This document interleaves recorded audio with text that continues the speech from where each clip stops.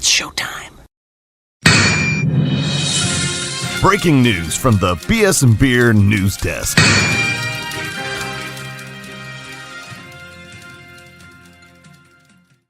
Welcome in to the Beer Chaser. I'm your host, Dale. Today I got Tomas with me. What's up, man? What's up, brother? All good. And also we got Jake from the Tap Out, STWF TV. Jake, what's up, man? How you doing? We muted Jake. Hold on. I'm good now. All right, yeah. No, Okay, I'm not doing too hot at all right now. We are absolutely horrible. I'm about to take this card and toss it. Oh. All right. Well, hey, the Saints took care of the Patriots today, 34-0. Oh man, this was a really, really great game for the Who Dat Nation. As a Patriot fan here, Jake, talk to me about your feelings. My feelings right now is throw the whole team away. This offensive line is terrible. Yeah. The coaching's not there. I'm gonna go ahead and give it out. When I was a high school football player, I was a special teams guy. I was the kicker and the punter on the team. The kicker and the punter both suck. They're awful. The defense, we're down two players that are injured, so the defense is absolutely nowhere near an elite level. And Mac Jones absolutely sucks. Bailey Zappi's not the answer. I'd rather see Will Greer play the rest of the year. We're tanking for Caleb, baby. Dale, doesn't that sound like what we sounded like at the beginning of the season? It did. Very, very familiar. Yeah. Very, very familiar. Oh, Jake. So listen, I saw you online, and I saw this picture come up on my feed here. Now, can you please explain this picture to me here, Jake? I would be happy to elaborate. That is my 5-year-old daughter, Harper. Uh-huh. She is a Saints fan.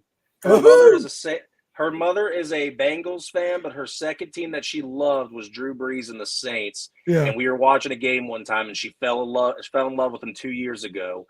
We are huge Ohio State fans. I was like, the only way I'm buying you a jersey if it's an Ohio State player. I was like, crap. They draft nothing but Ohio State receivers. That's so right. I guess Michael Thomas it is. That's right. I was like, Harper, you want to take a picture since you're beating Daddy's team? She was like, yeah. So we go outside, I get down, act like I'm crying, and she's pointing and laughing because her team's beating up on Daddy's team. That's great. That is great parenting right there, putting in this Saints uniform. I love it. That's a great shame pick, isn't it? Yes, it really is. That's gonna end up being a profile picture, I think. Yeah. But no, Yes, she was very happy her team won. She's very happy her team's sitting right now with a winning record. Yeah. She ain't mad at all, and she's having a great day so far.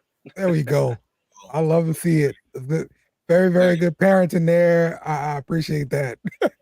No problem. Yeah. Unc absolutely loves it as well. He gets a kick out of every time he sees her with the jersey on. Yeah, for sure. All right. Well, hey, you on the bsnbeer media network here. What we got to drink, Jake? I got a nice bottle of unopened Miller High Life. About to crack it. Nice little hiss. All right. But yeah, no. Miller High Life, I went cheap today just because I was like, I know the Patriots getting beat, better not go buy the Budweiser. They don't deserve it. There you go. Yeah, but that's the champagne of bottled beer. Exactly. It still tastes good. And you know what? You bang for your buck. It's $6 cheaper than a Budweiser 12-pack. Yeah. There you go. There you go. All right, Tobias, what about you? Well, I'm doing bourbon today. Bourbon. So I know it's the beer chaser, but I had to change up a little bit today just to give the right gree to my team. Yeah. So rather than drink what you all call motor oil that I drink all the time, those nice dark stouts. Yeah. I went with bourbon today. I drank a few old fashions with some Woodford Reserve, and then I just had Woodford Reserve by itself on ice. All right. So four double shots in, and I'm feeling pretty good. I think I luck to my team. So there you go. You did your part, Tomas. Yes, sir. Woodford's very good. Actually, I had someone bring up a bottle of Willet from New Orleans that I got to try. Willet's pretty nice. I really like that stuff. Oh, okay. That's good. Right. They have a couple of distilleries in New Orleans that are kind of interesting. Mm-hmm. So that's cool. Yeah, man. Well, today I'm rolling over some rum and I got peach juice in here today. So Rum and peach juice. Yes. Yeah, we can definitely tell what sectors we're on here. The Patriots fans drinking some champagne of beers, and the major winners here have got the top shelves. I like it. If I had Blanton's, I would have had that, but Woodford is what I have, so I'm going with that. Excellent. Yeah. Well, I do happen to have a question for both of you. Okay. And Dale already elaborated a little bit on it backstage. Did you guys expect the score to be this way, or what were you guys feeling going into the game? Like, what did you think you were going to see? Well, I think of my fellow compatriots. I think I had the closest to the right score. Yeah. Right, Dale? Yeah. I really thought we were going to score in the mid to high 20s, but I didn't expect that 0. I thought the Patriots would score at least 13 points. Yeah. So I was very pleasantly surprised, but as you had said on the Patriots side, there's a lot of dysfunction on that team right now, and so it's not like they don't have players. They have some players, but I think our defense really stepped up, and that's how we got the shutout. But yeah, I expected us to score mid to high 20s based on all of the friction that we had with our offense all during the last few games. I expected them to step up a little bit. Yeah. Yeah. Personally, I did not. I was not going to bet on the Saints scoring 20 points or more.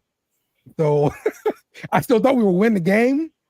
I just didn't expect to score as many points. So I'm pleasantly surprised by the score. Definitely the most points we scored so far this year. So yes, I think I was the only one who said more than 20. Yeah, we called you crazy. Yeah, exactly. Yeah, I think saw all those. Yeah. I think a few people had forgotten that Judon and Christian Gonzalez is out. I think that might have been what happened. Yeah. We know as Saints fans, not to kind of put too much into somebody's starters being out, because like Green Bay starters were out and we still lost that game. So you still got to perform. I don't care who you're playing against. No, the going off of what Tomas said, the defense really did step up. The crazy thing is there really wasn't that much blitzing going on. You guys were just rushing forward.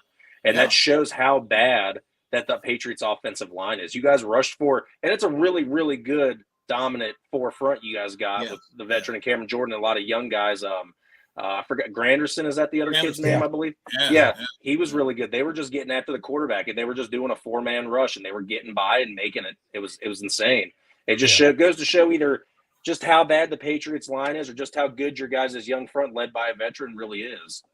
Talk to me about the talk with Mac Jones. Is this going to be like his last year as a Patriot? As a Patriots fan, I would hope so. As a realistic thing, he might be benched the rest of the year if this keeps up. They're going to end up starting Zappy. They're going to end up putting Greer in for something. This team is just not good. This team could finish the season with only one win. The Jets finally might beat us after 15 straight. You never know. This team just I went in with high hopes. They said the new OC with Bill O'Brien coming back, they were starting to make Mac Jones work. Well, guess what? I have not seen it at all. We've got injuries. We got people going down, people not making catches. This team is just all around really, really bad. And when you get the guys that are diehards like me that are saying this team is just really, really bad, you know something's got to change. And this team, the whole team can go. This team is barely an XFL team to me. There's a lot that needs to change, and Mac Jones is at the forefront. Now that we've played the Patriots, I can say some positive things. I will tell you, and Dale will tell you too, that in the draft that Zappy was in the draft, I was very high on Zappy, being that I live in Kentucky.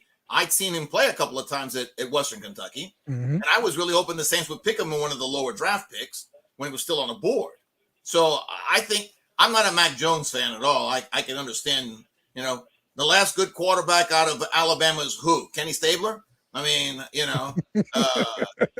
seriously, so, but I think Zappe has the skill to play in NFL. He needs experience, so I wouldn't go and say that you're only going to get one victory.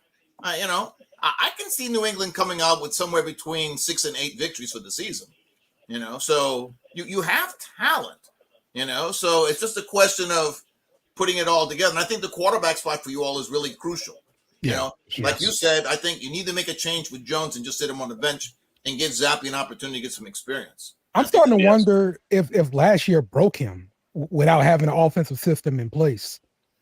It's tough because you got a defensive guy calling and running all your plays, but then you go and you do get an offensive-minded OC, and it seems like it's going worse.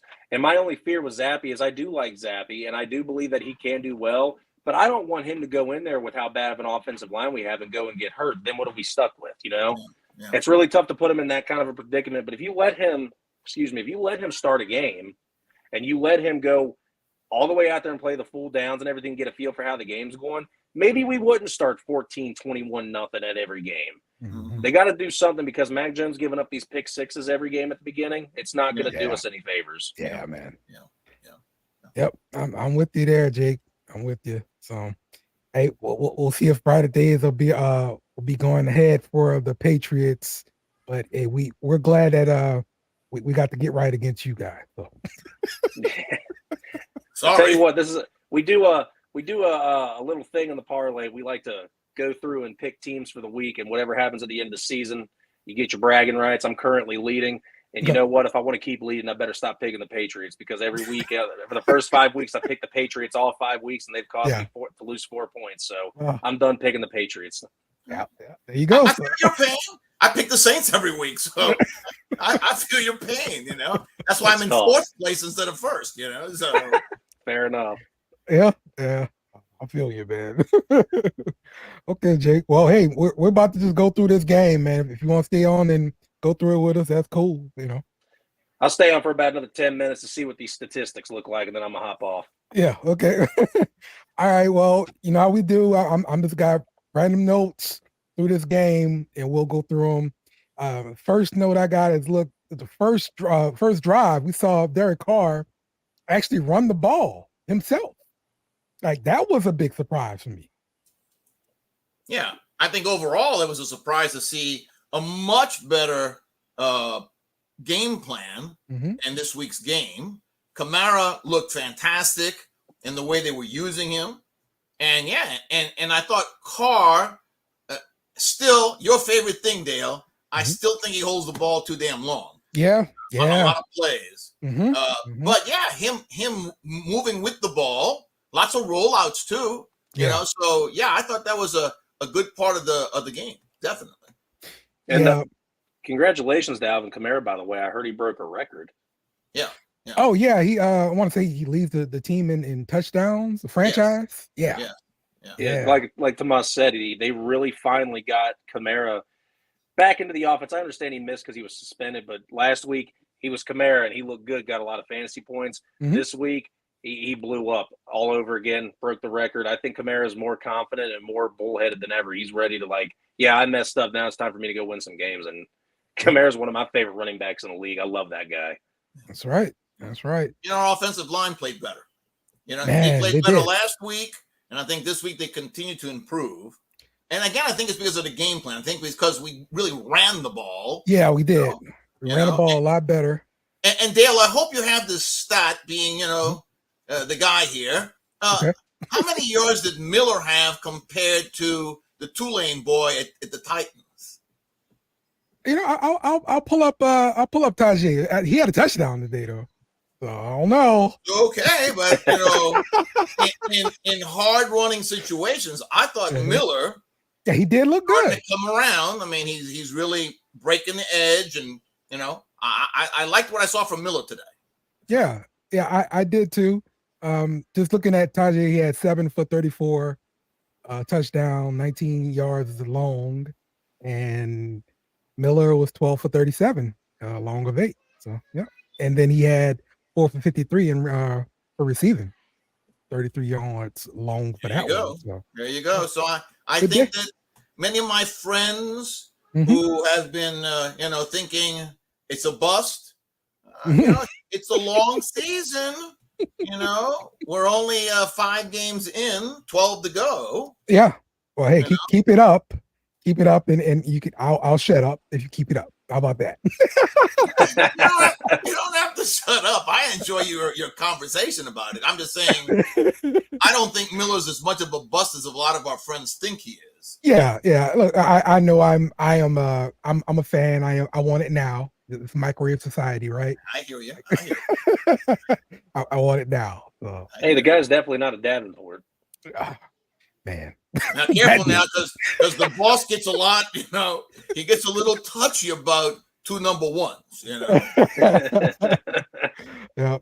So, like, going back to that first drive, well, we were kind of rushing. We're down with the play clock, and instead of burning a timeout, like, call her up and snaps the ball, and it just leads to a sack. And nobody's really prepared on the offensive line for this blitz that New England has. Why not burn this timeout? Is just because it was the first possession? You're afraid to do that? I would say it's too early in the game. I just assume take the 5 yards and just say, well, okay, it's all about experience. You know that, Dale. I mean, The game is just starting. They haven't gotten into a good rhythm yet. Once they got into the rhythm, and just like Drew used to do, right? Drew would get down to the last 3-4 seconds before he snapped the ball on every play, unless he was trying to take him to the deep end of the pool real quick. But, I think it's just once he got in rhythm, we didn't see that anymore. It's just a question of getting in rhythm. But no, I wouldn't have taken the timeout. Okay. And I also don't mean to beat a dead horse, but the fellow you had on with Will, I believe, who was really hammering on your guys' OC, it could have been an OC decision. Yeah. It could have been the way that he drew it up because, Carr's so new to the system. Maybe he's just out there running the plays that he's given. So it's all on the OC to make the calls on when they're going to call the timeout or not. Yeah. Oh, yeah. I mean, maybe so. I just feel like the quarterback, you got your general out there, let him lead. And in that case, we were definitely rushed for time. Call a timeout. You're in the red zone. Let's try to get this thing right. Let's make a touchdown. No one's going to care about the touchdown. I mean, this timeout if you score a touchdown. So right. Well, I just remind you, I would agree about the OC, but remind you that when you had Drew on the field, Drew would outrank everybody, right? He'd call off Peyton's plays, he'd call off Carmichael's plays, but you're not going to see that from Carr. Carr's going to go, here are the 2 plays we've got. We either go with number 1 or I'll check to number 2, I don't think he has that same, I don't know what word, it's not really charisma. Freedom? Or generalship. Okay. I don't think he has the, and it's his first year, so I don't think he feels comfortable enough to tell both coaches to go pound sand. We're going to call this instead, so could be it. Okay. The next thing I have is Headley. 2 good punts back to back where they kind of screwed him on that call. And made him punt it twice. But he actually punted the ball twice, got the ball inside the 10-yard line. I want to say initially it was at the 6, then the penalty, the re-punt, got the ball down to the 5. That was amazing. And look, I'll tell you what, I'm being completely honest. Dale, I think you did that for me, knowing that I'm a special teams guy. I think the Saints punter and the Cowboys kicker are 2 of the best stories this year. 2 of the absolute best kickers in the league right now. When you can just absolutely coffin kick that straight into the corner and make sure that it only stays right there. Not even if it's not in the corner and they just have to call a fair catch because of where they're at. You're doing a great job at the punting position. That's all you got to do. If you're all the way back to your 30 and you can get it deep down to their 10, great. If you're over the 50 and you can get it right into the spots where they can't do nothing, you love it. I mean, the punting game on the Saints side, absolutely beautiful. They nailed it down to a T. Yep. All right. Branderson looked pretty good. He got some pressure early, forced pressure, which forced that interception by the Honey Badger. He returned it for a touchdown. Look, I love seeing the defense turnovers. We've been calling for turnovers last year. Now we're getting it this year. What you think about the honey badger there, Tomas? Well, I thought that was a great play. It happens because of the defensive line pressure. Yeah. And, I'm so happy that the Saints were patient with Granderson, because certainly we know all about the big contract and everything for T-Hex, but the same thing. We developed Hendrickson, and then off he goes to the Bengals, because of the money. Right. Now we developed Granderson, and at least he got his money, got his bag of money. So, but yeah, this is what comes after years of good, solid coaching at that defensive end position for him. Yeah. And so now, and add to that we added some good inside people. So now the offensive line, I know my friend over here is not too happy with his offensive line, but let's give credit to the fact that the Saints defensive line put a lot of pressure on those fellows playing for the Patriots. So they might not be quite so bad because they're facing what I consider to be one of the top 3 defensive lines in the NFL. So, I think by the end of the season, you'll see that the Saints defense is going to rank way up there.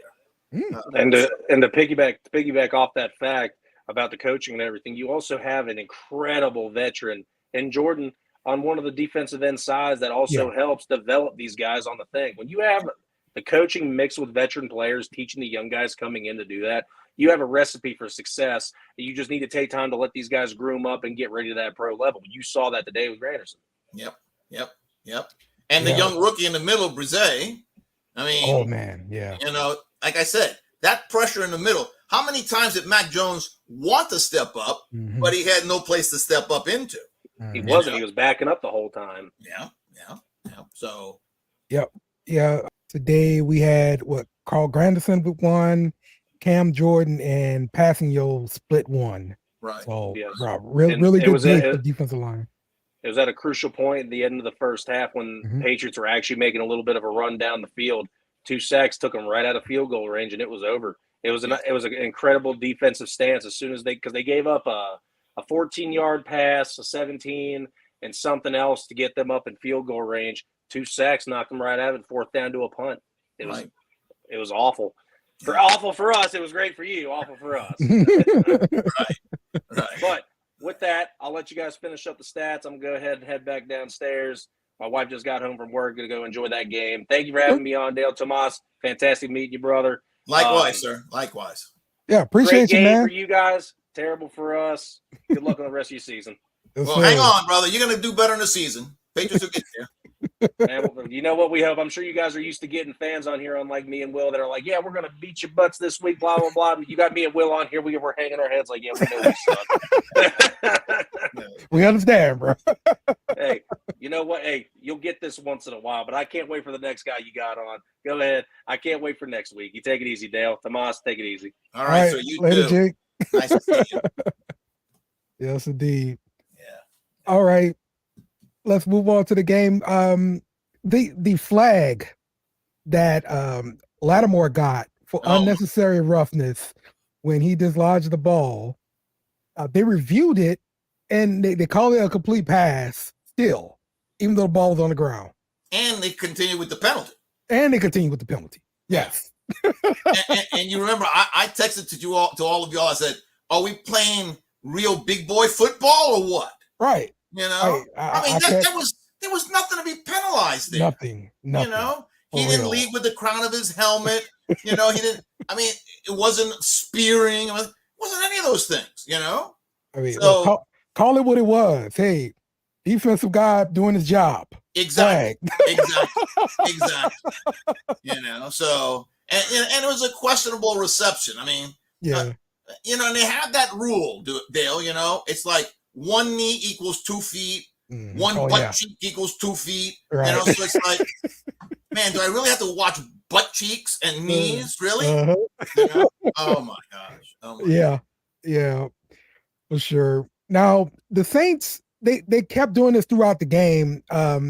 Randomly, they will have these penalties, like off on the offensive side of the ball, illegal motion. You have false starts. like they were killing themselves in their drives with these penalties. Yeah, but wait now. I don't know. Maybe it's just me because I'm old, but it used to be that when you had illegal motion, it meant you moved. It didn't mean that you flexed your knee. It didn't mean that you shrugged your shoulders. You know, I'm like, really? You know, you've got Olave out there. He flexed his knee. I mean, he didn't move. Yeah. He flexed his knee. His feet were in the same place. Oh, there's the flag, you know, illegal motion.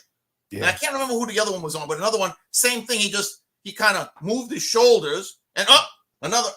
So these are tick-tacky kind of penalties. You know, and now that Sean Payton isn't here, I don't understand why we're getting these penalties. Yeah, I thought the refs would take it a little bit more easier on us, but they're not.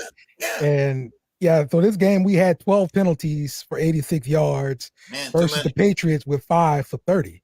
Yeah, way too many. Way too many. Yeah.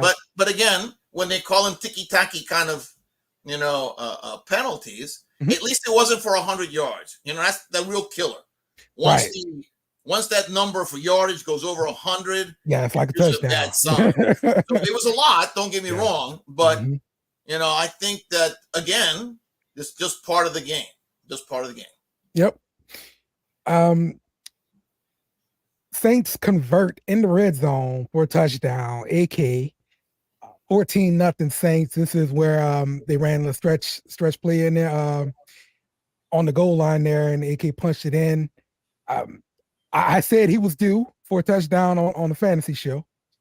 He finally got that touchdown. Hopefully there's more to come because my fantasy team could really use it. Likewise here, brother. Likewise. And it's really funny because I have 2 different fantasy teams, and one's on ESPN and one's on Yahoo, right? And of course, the points are different, right? I don't have the same point layout, even with the same players. But thank goodness Kamara finally came to life and got me some points, right? So, and I would say this to you, and again, I go back to what I said earlier, the game plan. I think the game plan is what helped us see Kamara gain confidence. He's a confident guy to begin with. Yeah, but I think the offensive line gained confidence, and then that made him, break out of the huddle and come up to the line, and because there were some runs in there that you thought, well, you got stopped after 2, and then all of a sudden you see him break a little bit more, and now he's got 7 instead of 2. So we were due, and like you said, I think he'll be due a lot more if we continue to have good offensive game plans. Yeah. Oh, for sure, man. What did you give Pete Carmichael a thumbs up today? Offensive game plan. I like the game plan. As many say, one game doesn't change the fact, right? I mean, the games of this last year and the games up to the beginning till this game here, I thought the offensive game planning was not good. It didn't make a difference that you have Carr as opposed to the red rifle that we had last year, right? And you kind of saw the first 3 games of this season that it really wasn't the quarterback position. It was really the offensive coordinator's position. Now, maybe lighting a fire under his feet. But I don't know how much, this would be interesting to find out, how much input did the other offensive position coaches have this week as opposed to the weeks past? Yeah. I'd be curious to know what changes were made in that process. That's really interesting to find out. Well, Kamara said after the last game, they had to have some conversations. Right. And I have a feeling the conversations were not just players to coaches, but coaches to coaches. And I think that perhaps the running back coach put in some emphasis on the run game. And I'll remind you, we don't have our starting tight end playing in the game. Yeah. So when he comes back, because I really think that's one of the things that's missing here is tight end play. Matter of fact, I texted today when Jimmy Graham dropped that ball. Right, yeah. Man, did we get Hobie Brenner back playing with us? I loved Hobie Brenner, but man, he had stone hands, Yep. So I think that's a position that could make a difference as well. if we have a tight end who can actually catch the ball. Yeah. And Johnson's capable of doing that. You know, oh, for sure. So, Yeah. so I'm not going to let Carmichael off the hook, but I'm happy with what we had today in the game plan. Yeah, I was expecting to see Darren Waller from Juwan Johnson. That's the kind of production I was expecting to see. So, B-Train saying P. Carmichael gained a little more time with this game. I would absolutely agree. Yes. Yeah. He bought himself some time. Yeah, I agree. I agree with that. But one thing I noticed about the game plan, we saw a lot more throws over the middle, where last week we didn't see any. Right. And that was a great adjustment there. So right, and that's why I brought up the fact about the tight end, because a lot of those inside that area, especially when they're playing two zone, and you have that open space in there. If we had a really legitimate tight end, that could free up a lot of game plan. You know? So it was a good positive step. Yep. Next thing I got is nice job from Carr dumping the ball off to Miller, and Miller takes it 30 yards. It's very encouraging to see him not hold the ball and throw it to his guy, and the guy actually make something happen, when given the opportunity. So, well, he still held the ball a couple of times that I was yelling at the screen. So, I guess I've become more conscious of it because how many times you say it on our text.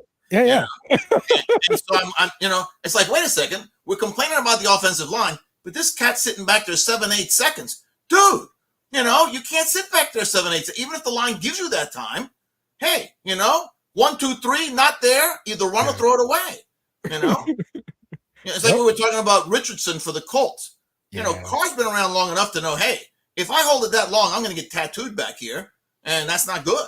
Yeah, Richardson tried to run somebody over today, and he paid the price. Well, these young people, they don't get that. I'm an old guy, and so I've seen this so many times where young quarterbacks come out of college, and it takes a little while to adjust to realize, hey, when I'm playing against another team in college, they only have 2 guys I have to worry about. No, even the worst player on our defense who's sitting on the bench is faster and stronger than the guys you played against in college. We're talking about the elite here, So, it's foolish for quarterbacks not to learn, slide, get out of bounds, throw it away, So, especially when you're young and your body hasn't really filled out yet, This is like what I say about the kid at Carolina, Bryce Young, right? Okay. He needs 2 years of body work and good to be able to take the pounding. Because that's what it is, I mean, when people talk about Drew being a small guy, he might have been small, but he was so fit, and knowing when to get rid of the ball, he could take those hits on a Sunday, So. All right. Question from Jake: do you think that Olave drop was actually a drop? I thought he had it. So now we go back to this business, and we've talked about this so many times. What's a catch? Yeah. What's a blessed catch? I mean, first of all, God bless him. Man, that stretching out to catch the ball on his fingertips, that right there was like worth the price of admission. Yeah. And now he hit the ground, he still had the ball. Yeah. All right. So if you hit the ground, you cross the plane, you got how many times, and this is what it always comes up, right, Dale? So the running back gets the ball, he crosses the plane, the ball goes away, but he crossed the plane. Well, touchdown, because the ball's dead once you cross the plane. Yeah. So how is that different for Olave? I've got the ball, I've made the sensational catch, I've crossed the goal line, I'm inbounds, I roll over, I still have the ball, and I hit the ground and the ball comes up. Nope, sorry, no catch. What is a catch? Exactly. I do not know. We're back to that. Yeah. Do not know. Yep. But so speaking of Olave, we got Carr to Olave in the end zone over the middle, 21-0 Saints. Like I have always been talking about Derek Carr in the red zone, and this game he cashed in when he got into the red zone, and I got to get him props for that. So. Yeah. Yeah. Well, and you're not the only one, Dale. A lot of people have talked about how he's good between the 20s, but anytime you get inside the red zone, he seems not to be as good. And I would say to you that, again, he had a lot of time to throw that ball to Olave. Our offensive line gave him time. It did. You know? And I also think, you see, they're getting more used to each other, right? Mm-hmm. So he waited knowing he knew Olave was going to turn back around and go the other way. Mm-hmm. He knew that. And so he just said, I could wait one more second for him to turn around. So there are a lot of good things there. And again, I go back to what I said. Just wait till we get Johnson back. Yeah. You know, because I really, I'm kind of puzzled about Jimmy Graham's position when we're that close to the end zone. You know, I don't see him being used in what I thought they were going to do in the red zone with him. Yeah, I honestly thought they would do like, you remember back when we had Shockey, we just had Jimmy Graham, like they put in Josh Hill and him and all of them like all together, and the other team countered thinking, okay, it's a jumbo package, bring in your big guy. Well, Sean Payton spread them out, you know, and I'm throwing a jump ball up and they got a linebacker covering Jimmy Graham, you know, like that's money all day. So yeah. That's what I'm saying. I don't see him being used that way. See, but now we go back to the offensive game plan, right? Mm-hmm. When you know Dennis Allen said, "Oh, you remember his interview? Oh yeah, we have a special package. We know how we're going to use Jimmy. You know, we have a, you know." I haven't seen it. I don't know. Yep. You know. Yep. He played a lot of plays. I don't know how many he played today, but I saw him in there a lot. I saw 80 in there a lot. Yeah, he did. He played a lot. How many balls did he get thrown to him? 2? Let me see about his target. One he dropped. Yeah. And I think he only had one other ball thrown at him where he caught it. I think. Yeah, I think you're right. Jimmy Graham. Nope, one target. That's it. One. No catches. Yep, one target. Catches. Oh, okay. Mm-hmm. Okay. That's it. Foster Moreau got 1 for 6. Maybe touchdown. That's what I thought. 87. Yeah, Moreau. Yeah. See, now that's another great play right there that we hadn't seen, right? Have not seen that at all. That little inside pitch like that. Yeah. Wow, that was like money. Yeah, you know? we see Kansas City run it a lot and with great success.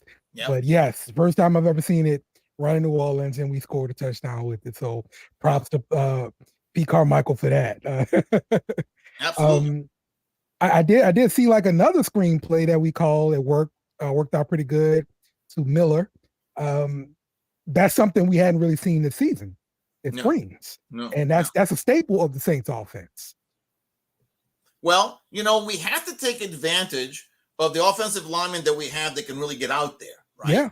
I mean, Penning can get out there, you know, and as bad as Pete might be on pass blocking, Pete's a bulldozer on run plays. And so on those kind of little screen things, it's basically a run play. He gets out there, right? So even though he's not playing, it was concussion protocol. But I think that, again, the proper game plan for the people we have playing, you know? So, yeah, that was good to see that little screen pass. And see, I think Miller is ideal for that. You know, I think he has that skill for that, you know, sort of like Pierre used to have, you know, doing that play. Yeah. So, Yep.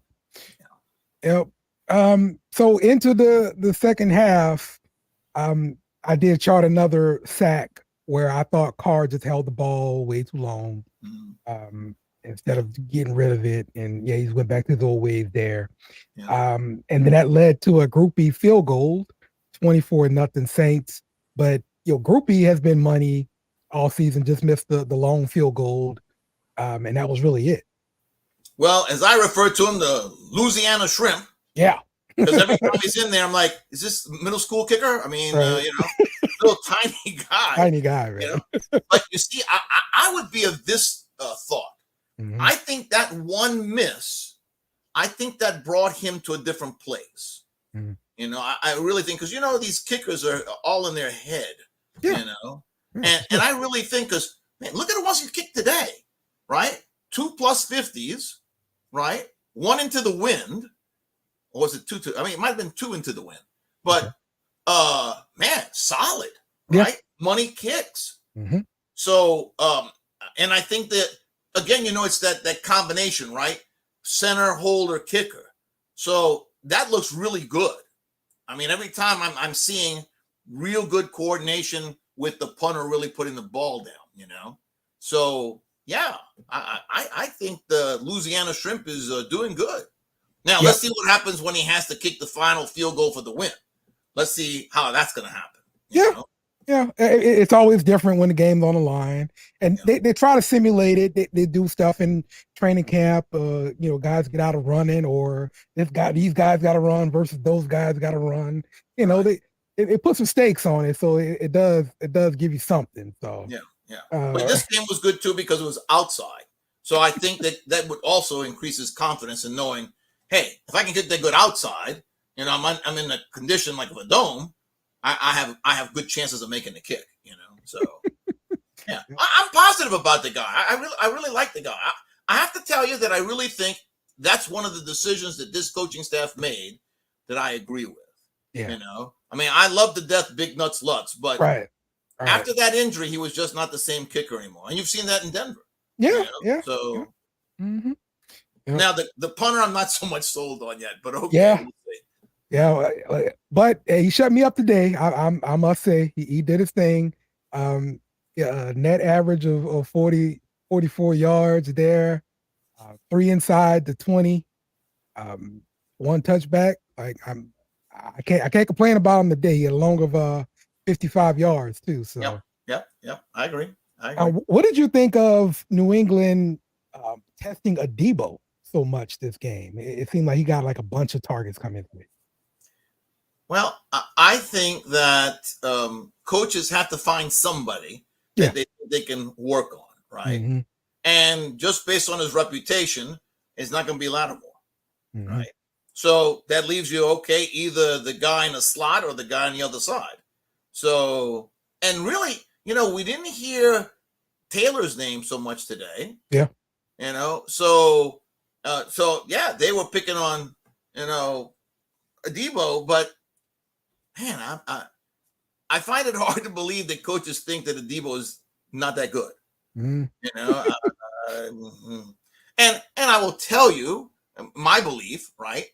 The back 4 live on the front 7, right? So as we were talking earlier with our friend from New England Patriots side, we only rushed 4 almost the entire game. Yeah. But those 4, man, were money, and Werner, holy smokes, man, on one of those long passes, they had Werner in the front and the rookie holding on and behind him. Yeah. But Werner was like step for step with the wide receiver. So when you have that kind of speeded linebacker, so Jake likes that too. He's an Ohio State guy, Pete Warner from Ohio State. So I'm very impressed with Werner. Very impressed with him. Yeah. So I know Double D. He plays the game. I like what the commentators were talking about, how he spends over 6 figures every year, to get himself in the right mindset. He use a mind something, doggone, and I meant to remember myself what it was, but some term that they used. Like about a counselor? Right place. What's that? Was it like a counselor?